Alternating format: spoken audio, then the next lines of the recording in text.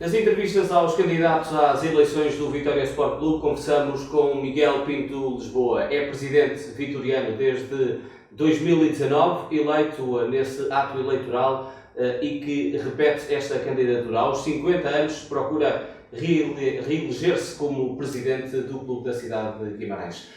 Miguel Pinto Lisboa, muito obrigado por nos receber e podermos conversar um bocadinho sobre estas ideias que tem para continuar a implementar na Vitória. Porquê é que se recandidata? Muito bom dia, Humberto. Nós recandidatámos-nos porque em 2019, como disse, apresentámos-nos aos vitorianos com um projeto que não se concretiza, obviamente, em 2 anos e meio. Além do mais, nesses 2 anos e meio tivemos que lidar com 2 anos de pandemia. É um projeto que não se esgota, como disse, em 2 anos e meio, que tem uma vertente desportiva e uma vertente institucional muito vincadas. Demos passos importantes na concretização deste nosso projeto, porque apesar das dificuldades, não abdicamos de cumprir com a maior parte das metas a que nos propunhamos e estamos agora a apresentar-nos perante os vitorianos com sentido de responsabilidade para dar continuidade ao nosso projeto, porque, como eu disse, ele não se esgota em 2 anos e meio, demos passos significativos e queremos continuar a dar. O que é que nestes 2 anos e meio foi mais difícil de fazer, tendo em vista esta contingência da pandemia que há de ter bloqueado alguns dos objetivos? A pandemia, como nós sabemos, teve um impacto enorme na atividade económica e também na indústria do futebol. Teve um impacto, como é público, de 7 mil milhões de euros na indústria. E isso refletiu-se, por maioria de razão, também no Vitória. Houve uma perda da base social e do apoio dos nossos adeptos, porque houve a ausência de público nos estádios. Houve uma perda económica decorrente do estreitar do mercado de transferências. Houveram um sem número de dificuldades, não só no futebol, como também nas modalidades. E essencialmente na formação, que teve mesmo parada, tanto do futebol como das modalidades. Apesar de tudo, nós não abdicamos de prosseguir com os nossos objetivos e de, nos momentos de dificuldade, encontrar sempre as soluções para que o Vitória prosseguisse o seu rumo e prosseguisse os seus objetivos. Fomos sempre firmes e convictos dos nossos objetivos e tudo fizemos para os cumprir. E por isso entendemos que temos condições maiores hoje do que há 2 anos e meio atrás para continuar o nosso trabalho ao serviço do Vitória. No meio de tanta adversidade, a grande vitória, podemos dizer, deste seu reinado como presidente durante este período foi o devolver o clube aos sócios com a compra das ações? Do ponto de vista institucional, esse foi um passo importante e, a nosso ver, decisivo para o futuro do Vitória. Num período difícil. Num período difícil. Nós entendíamos que havia alguma insegurança ou incerteza na relação clube-SAD. Apresentámos-nos com um projeto que pressupunha um Vitória maioritário na sua SAD. Muitos diziam ser impossível. Muitos diziam que não teríamos condições para o concretizar, que seria impossível comprar uma posição que não estava à venda. Colocavam valores para essa posição que nós conseguimos reduzir significativamente. O que era impossível, nós tornamos possível. E nós hoje, quando nos apresentamos aos associados, entendemos que devemos ter um parceiro minoritário que seja catalisador do plano estratégico que o Vitória tem, e muitos que diziam que era impossível até termos a posição, e se o tivéssemos seria impossível ter um parceiro minoritário. Hoje, quando os ouvimos falar, até parece que defenderam sempre isso, quando na realidade disseram que isto era impossível. Mas e já apresentou esse parceiro? Falou sobre ele agora há dias, desse parceiro minoritário para os próximos anos que vai... É verdade que nós, tendo este plano para o Vitória, tivemos que dar passos concretos ao longo destes 2 anos e meio para o concretizar. E este plano começou lá atrás, quando entramos. Claro.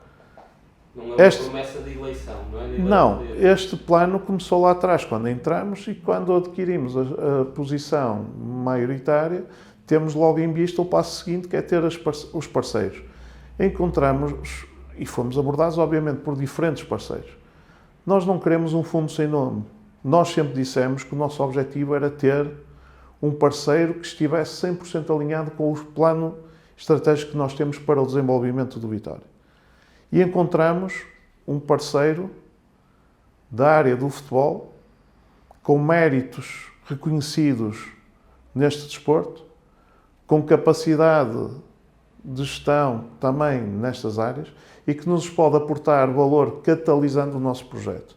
Nas diferentes vertentes, nas vertentes da aposta nas infraestruturas, que consideramos fundamental, nomeadamente a catalisar o processo de execução da nova academia, que está em curso, um processo que está em curso, que não vai começar agora as reuniões com a Câmara. Também começaram lá atrás com uma entrega de um organigrama funcional e hoje estamos já em fase de a Câmara tomar posse de totalidade dos terrenos para se avançar para o projeto.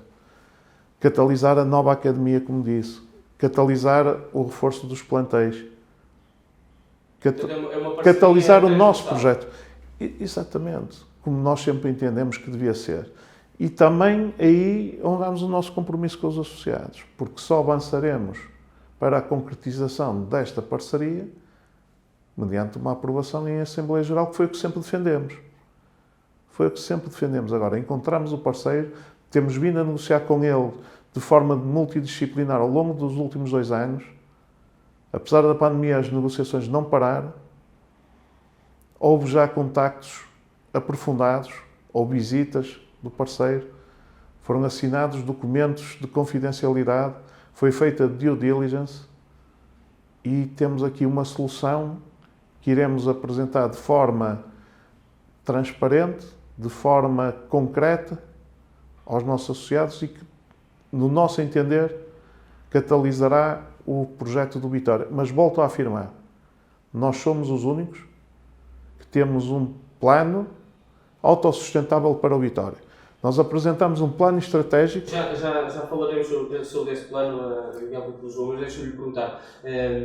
Estamos a falar dos administradores ou dos proprietários do Aston Villa?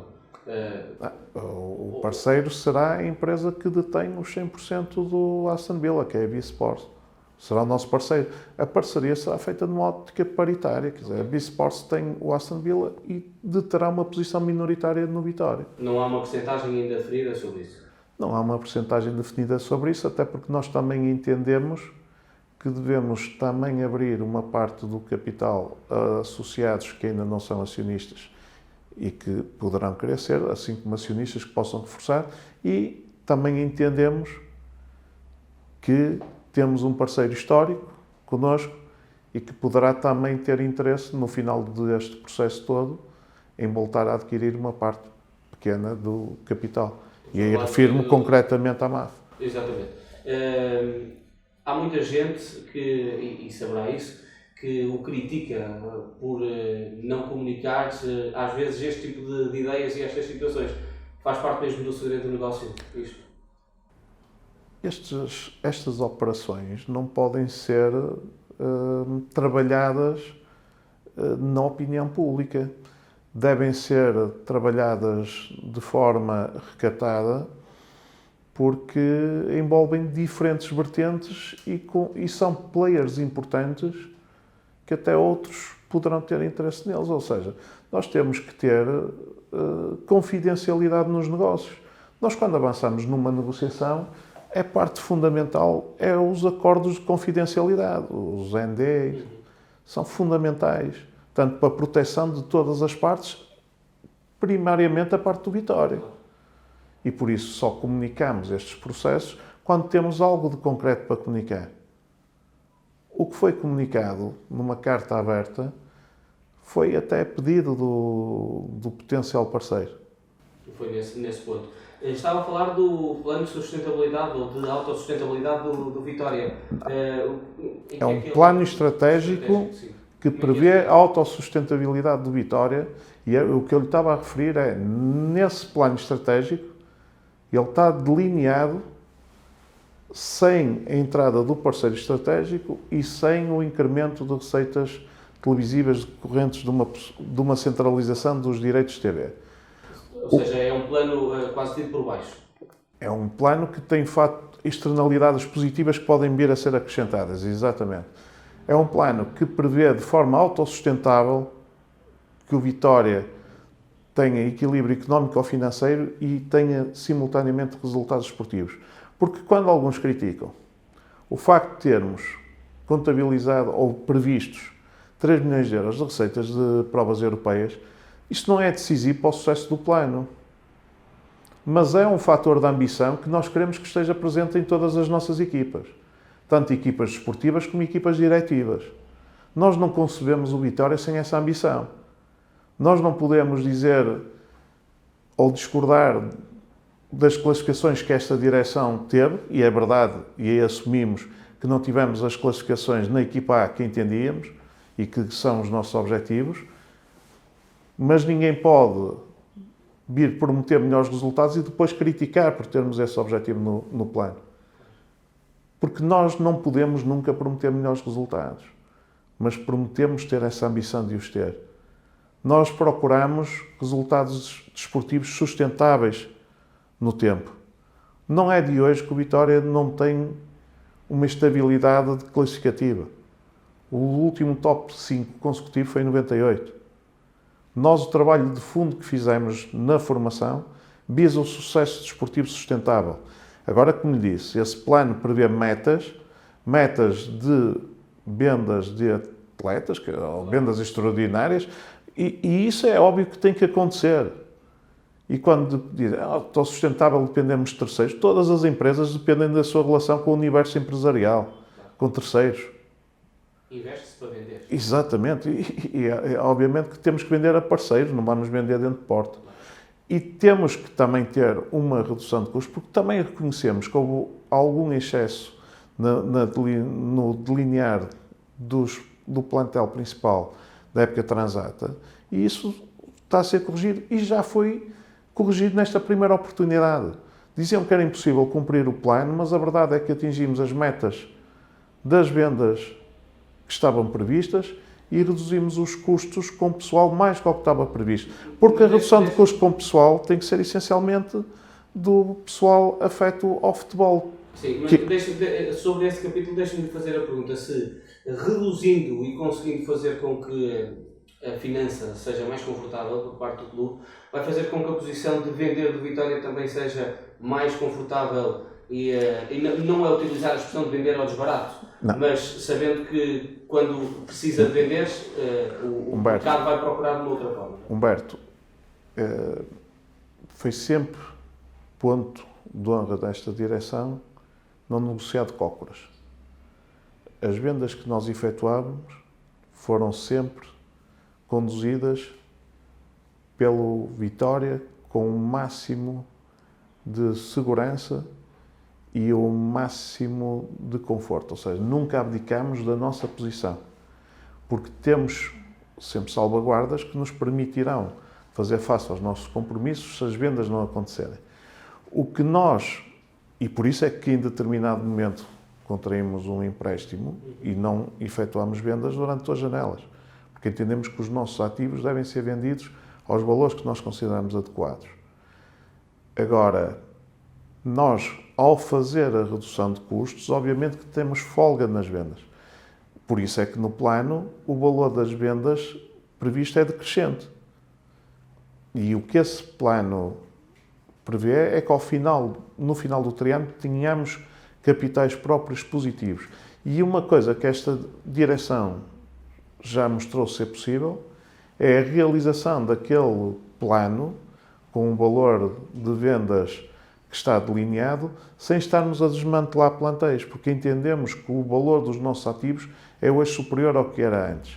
Não é um plano mercantil, é um plano de desenvolvimento da atividade do Vitória com vista ao seu sucesso desportivo também. Quer colocar-se ou apresenta-se com a meta de 40 mil sócios de atingir neste período?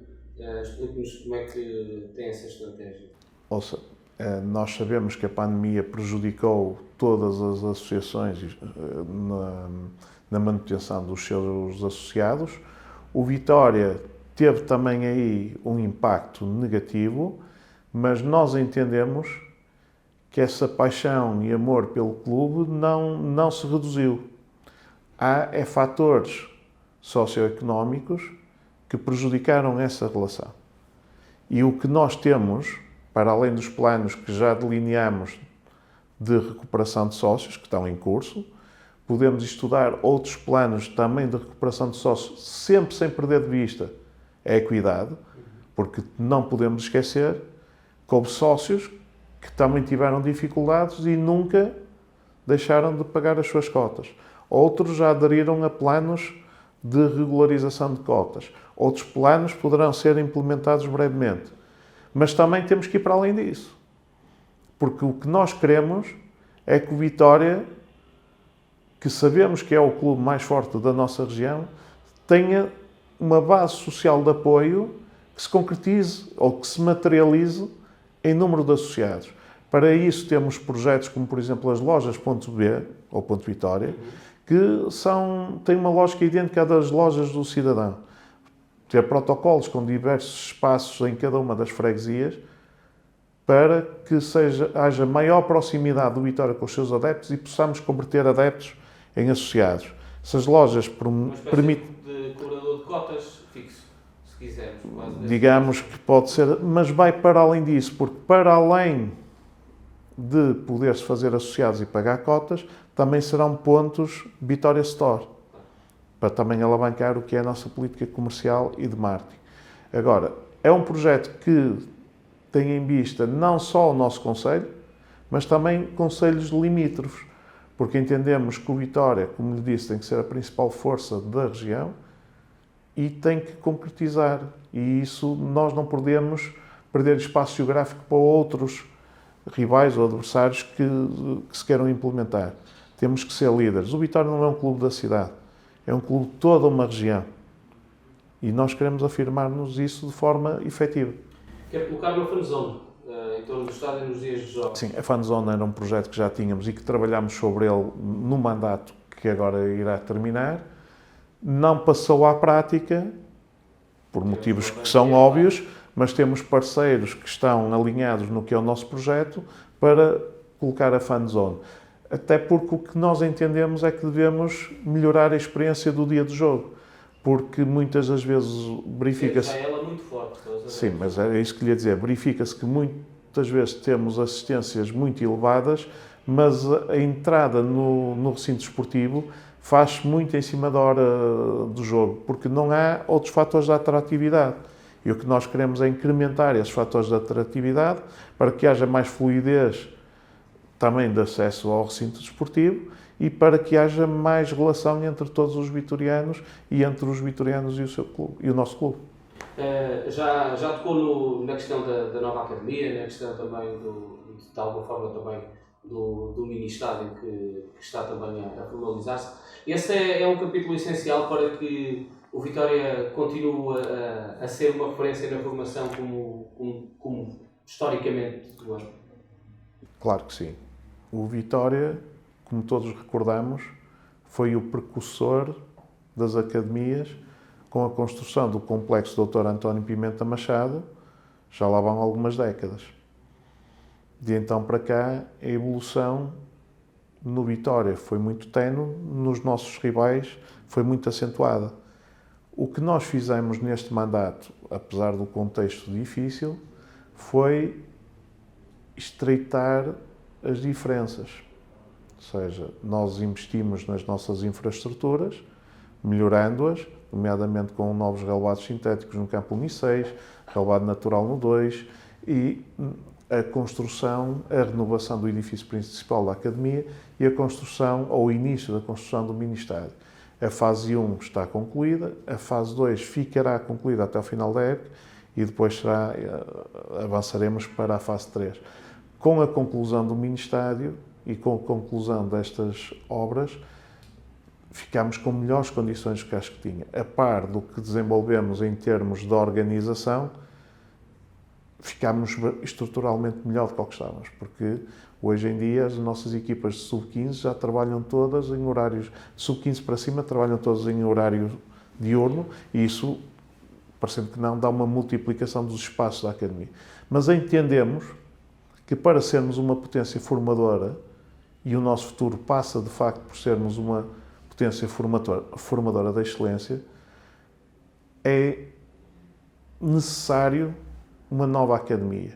E por isso demos passos desde que entramos no Vitória para que isso seja uma realidade. Não vamos começar a conversar hoje com a Câmara. Parece que há candidaturas distraídas e dizem que vão agora falar com a Câmara. Esse processo já começou lá atrás.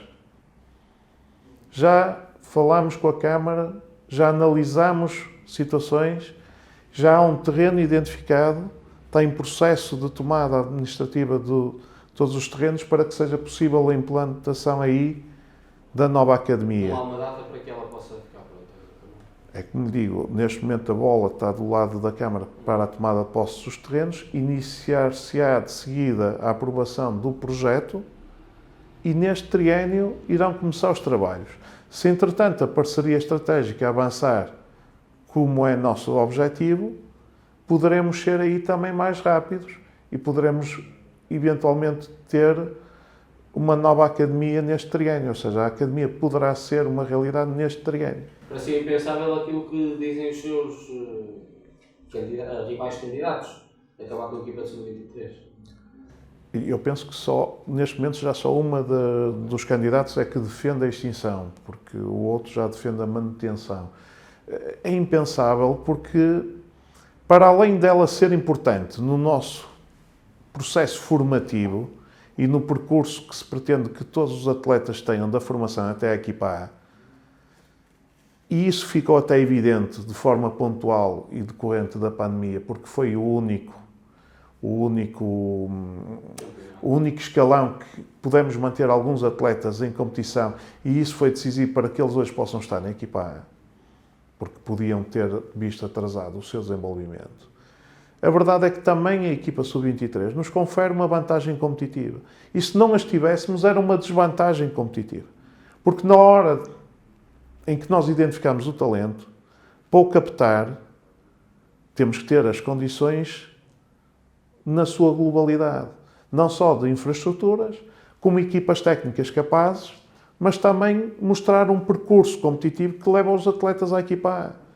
E se nós não tivéssemos esse escalão, podíamos eventualmente ser preteridos perante a concorrência, porque isto é uma concorrência grande para se captar os jovens talentos.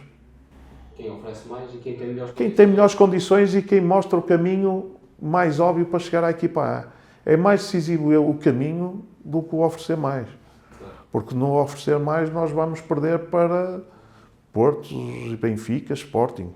Nós temos que ter outras condições para apresentar aos atletas para sermos fortes na captação.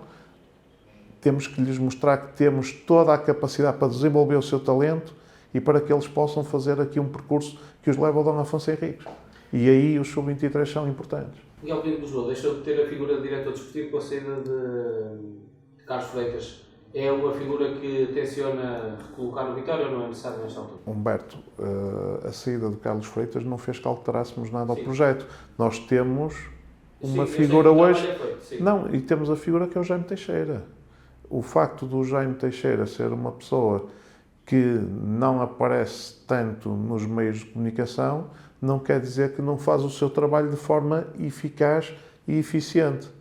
Temos o Jaime, que está na estrutura e que está juntamente comigo na organização da estrutura e será para manter o Jaime Teixeira.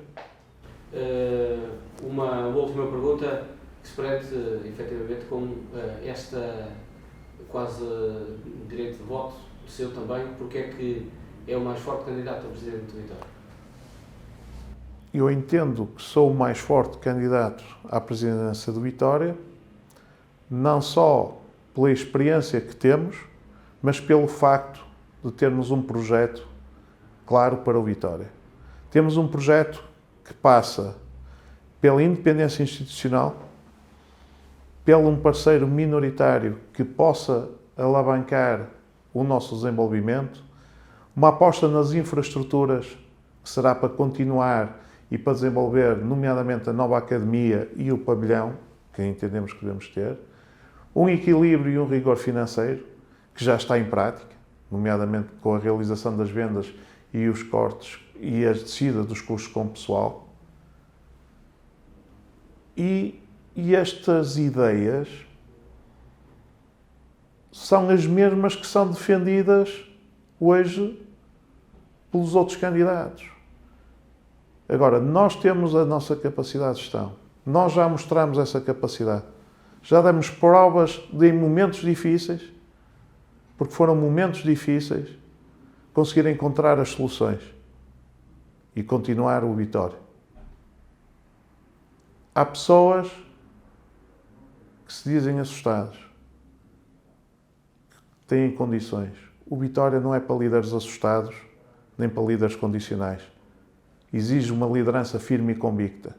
Mesmo em termos institucionais, dizem que o Vitória não tem voz. O Vitória tem voz. O Vitória hoje está na direção executiva da Liga como membro permanente e é um dos 6 clubes que está na administração da Liga Centralização. Se isso também não é ter voz, não sei o que será ter voz.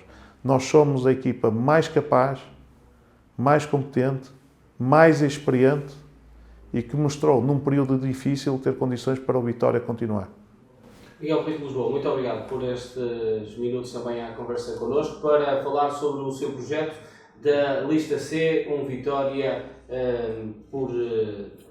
de todos, que se candidata novamente à presidência do emblema de Guimarães, que vai a votos neste sábado, 5 de março.